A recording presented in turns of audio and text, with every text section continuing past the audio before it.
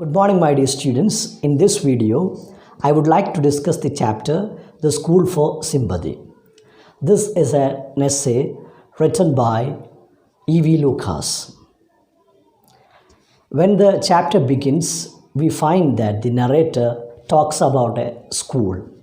He had heard a lot about the school and he wants to visit that school. Finally, he gets an opportunity to visit that school. There is something special about this school. He will explain that to us. When he arrives at the school, he meets a 12-year-old girl, about 12-year-old girl, whose eyes are bandaged, and she is led by a 8-year-old boy. Then the narrator meets the person who runs the school. The school is run by Miss Beam. She's a middle-aged woman. She's kind and sympathetic, and her hair is beginning to gray. She is a round figure, and from the appearance, he says that she is kind enough. That's the appearance that she has. That's how the narrator explains. Then the speaker discusses something about the school. Miss Beam tells him more about the school. He has already heard something about the school.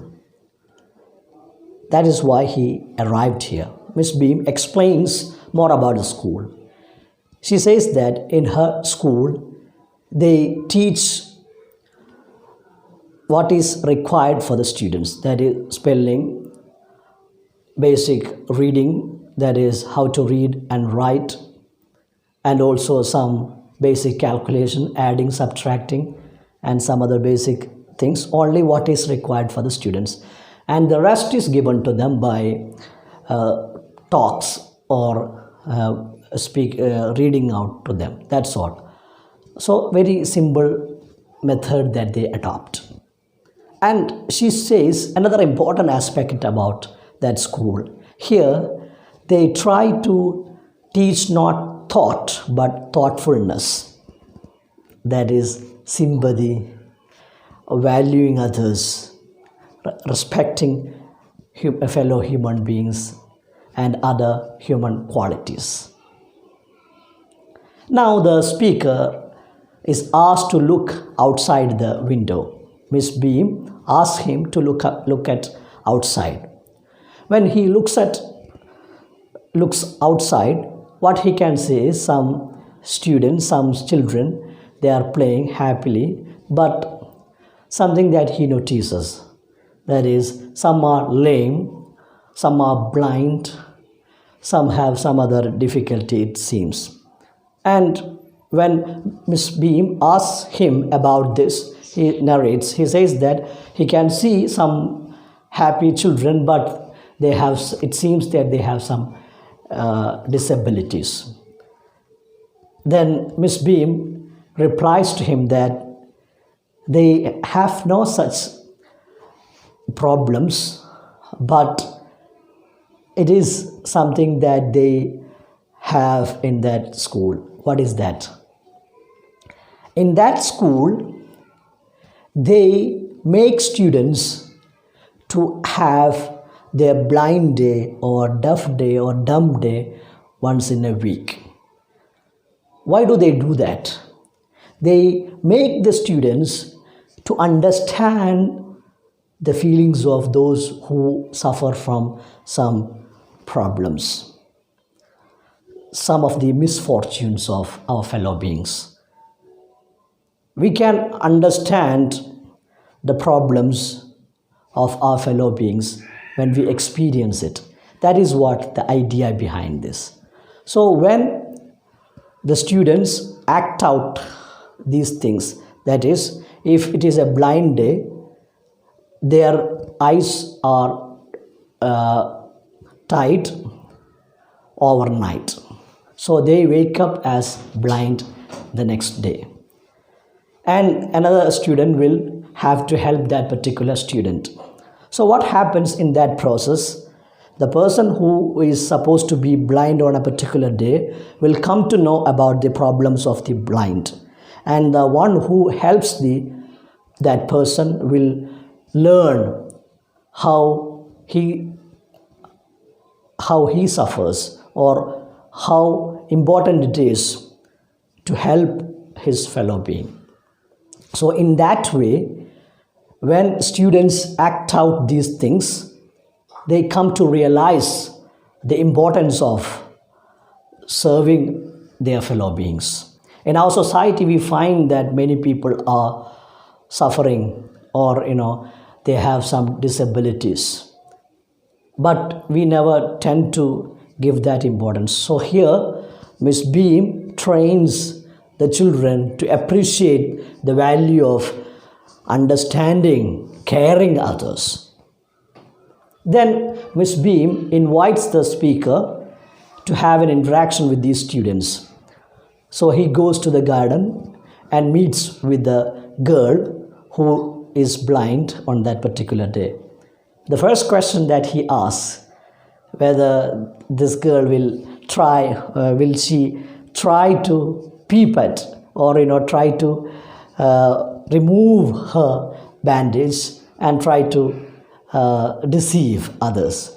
And the answer is no, that is something she doesn't want to do that, or something that she says. The answer is something very interesting. She says that it is deception.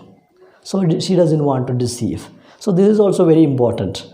As far as students are concerned, if you are young, you have the tendency to go against norms. But when the instructions are given, they are ready to accept it. And that is also interesting about this school. So the girl explains to him that the blind day is the very difficult day, because here you cannot see, and she feels that some students, they say that dumb day is also frightening. Here in dumb day, your mouth is not bandaged, but you should not speak. That is how it works. Then the narrator asks her permission to guide her.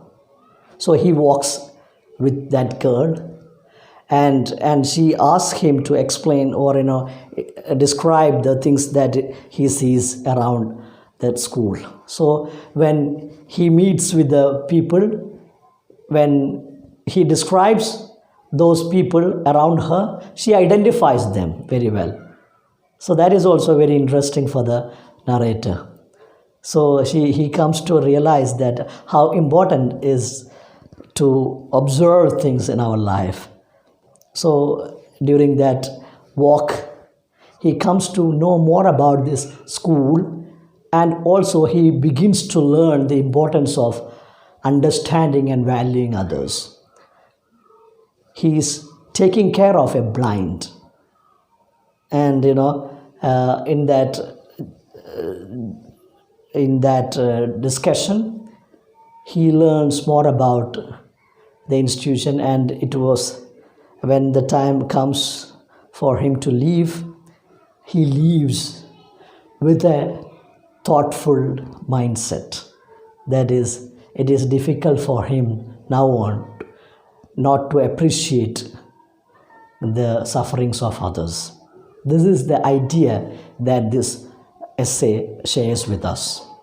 As students, it is very important for us to have a mindset, to develop a mindset that understands the feelings of our fellow beings. Our education systems should help us to develop such a feelings for our fellow beings. So this is something that we need to understand from this text. So it makes us aware or understand the sufferings of those who have some disabilities in our life. And it also talks about the need for educational institutions to inculcate these values among children. So when we reflect on this chapter, this is the idea that we get. as far as students are concerned, as far as teachers are concerned, as far as those who have knowledge, those who claim that they are educated, should develop this ability to feel for others. So if we can care others, if we can care our fellow beings, if we have love and respect for our fellow beings, this life in this earth will be wonderful. So as students, as teachers, as people who engage in academic matters, we need to reflect on what we learn and try to develop as a good human being. Thank you.